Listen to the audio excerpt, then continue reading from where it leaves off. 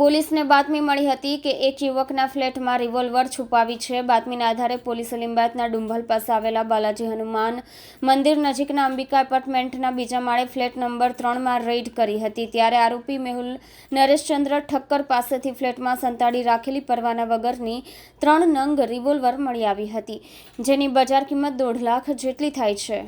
હાથ બનાવટની રિવોલ્વર ક્યાંથી કોની પાસેથી લાવી પોતાની પાસે રાખી હતી તે બાબતે પૂછપરછ કરતા આરોપીએ કબૂલાત કરી હતી કે વર્ષ 1993માં તેના માતા પિતા સાથે મુંબઈ વિરાર પુરુષોત્તમ પારેખ માર્ગ યુનિક એ પાર્ટ ફ્લેટ નંબર 307માં રહેતો હતો। ત્યારે દાઉદ ઇબ્રાહિમના માણસોએ મુંબઈ શેર માર્કેટમાં બોમ્બ બ્લાસ્ટ કરાવ્યો હતો, ત્યારે તેના પિતાજીનું અવસાન થયું હતું।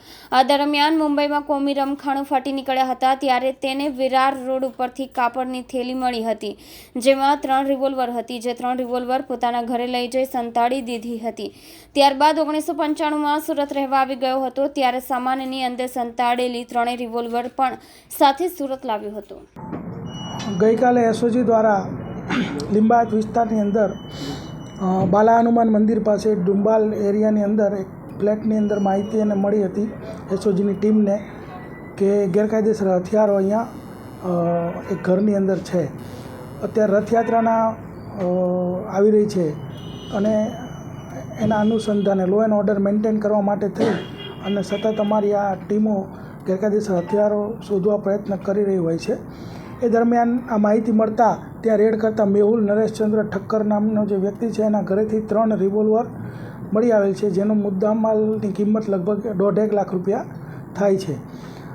આરોપીને પૂછપરછ કરતાં જાણવા મળ્યું છે કે 1993ના જે મુંબઈ બોમ્બ બ્લાસ્ટ થયા હતા તે દરમિયાન આ લોકો ત્યાં મુંબઈ રહેતા હતા અને ત્યારે તેને વિરાર રોડ પરથી એક થેલીમાં 3 હથિયારો મળેલા અને ત્યારબાદ તે 1995થી સુરતમાં આવીને રહે છે। અહીં શાકભાજી હોલસેલ લાવી અને વિવિધ હોટલોમાં રિટેલ પ્રોવાઈડ કરવાનો બિઝનેસ કરે છે। સાહેબ, આ રિવોલ્વરનો અત્યાર સુધી શું ઉપયોગ કર્યો? આટલા વર્ષો શા માટે સાચવી રાખી?